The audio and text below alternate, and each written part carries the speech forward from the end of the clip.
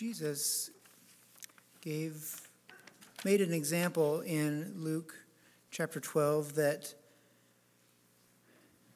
sometimes I don't think very much of. There are songs written about it that aren't necessarily my favorite songs, but they're poignant. In Luke chapter 12, he said, "Are not 5 sparrows sold for 2 farthings, and not one of them is forgotten before God? Even the very hairs of your head are all numbered. Fear not, therefore, ye are of more value than many sparrows." Quite honestly, I don't think about sparrows very much.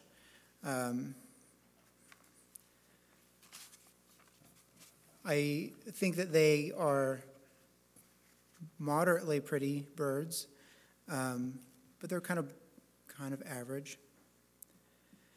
But when I think about really how impressive a sparrow is, it does cause me to pause. When I think about the number of years that man has wanted to fly, been enamored with flight, tried numerous ways to get himself off the ground and experience what a sparrow takes for granted: flight. It's sobering to me that this little bird is impressive. If you were to take a fast video camera, maybe a high frame rate, and videotape a sparrow in flight, you would see perhaps the micro movements of its wings as it would course correct. Maybe it's going for a little moth that's hungry for, or maybe just the shifts in the wind. And those little micro corrections, those little movements,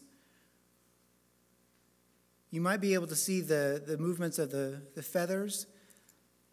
It's really impressive how specialized, how wonderful that little sparrow is. And when we finally did manage flight, our imitation is pretty pale in comparison. There are some people who would claim we don't really ever fly, we just throw a can in the air and it lands somewhere else. By comparison, that's a pretty apt analogy. Our planes have fixed wings. They do have flaps and ailerons that will help them course correct, but not to the same finesse, the same degree of control that little sparrow has. And when you get down to it, this little sparrow can fly circles around a tree, can fly in and among the tree branches without any danger to itself. And we, in our best imitations, can manage to land on a flat surface most of the time, but we can't fly in and among tree branches without damage to ourselves. And when I think about this analogy that we're given,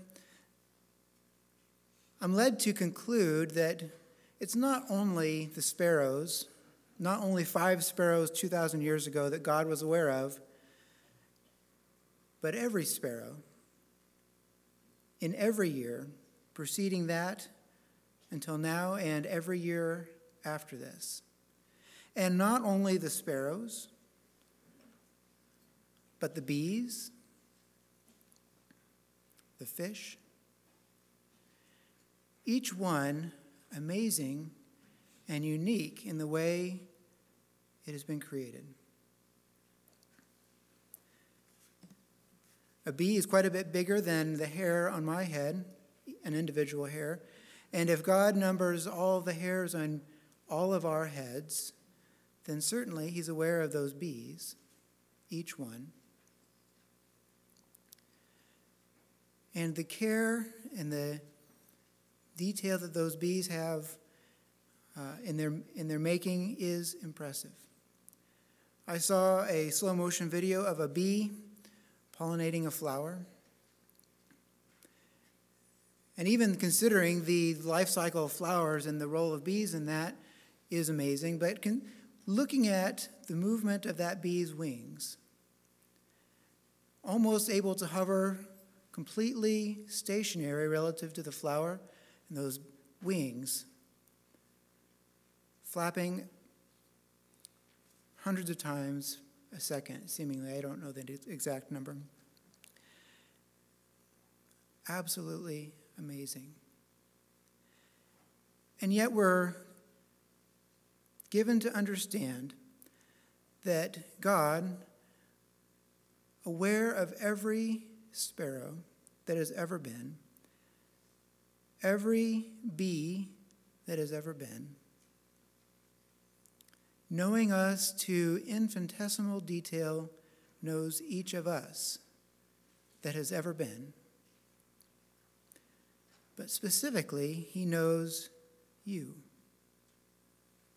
He knows me.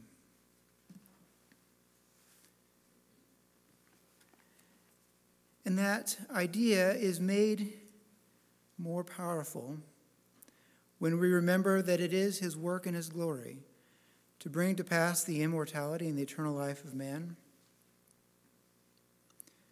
We have the prophets who have told us that God himself would come down among the children of men to redeem his people, that we are special to him. Not just people who've gone before us, maybe not even just mankind as a whole, but you are special to him.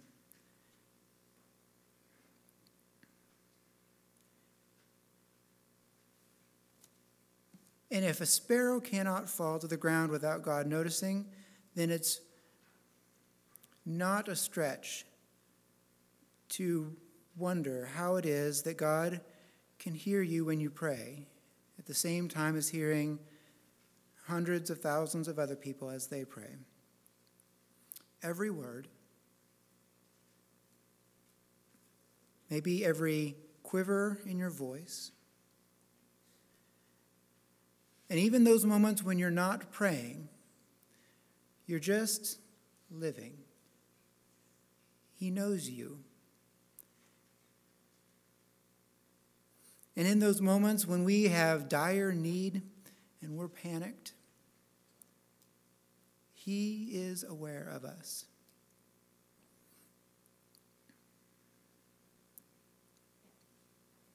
We came here today to worship him. He also has come to be with you. He made a plan for you today.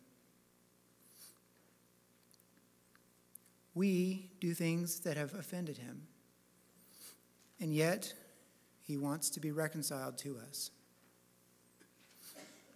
Maybe it'd be better to say he would like for us to be reconciled to him.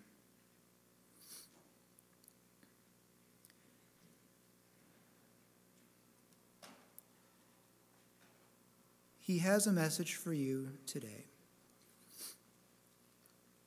I am that I am. I have known your every moment, and yet I still love you. You can do better, and I can help you if you will let me. Go your way and sin no more. I would go with you if you'll let me. Will you let me? I was given this yesterday morning. He got me out of bed early in the morning. He gave me these words. We have been instructed to leave from here and sin no more. He wants to go with you. Will you let him? Take some time today to consider his message. Seek him out, and he will find you. He will be found by you. Let us sin no more.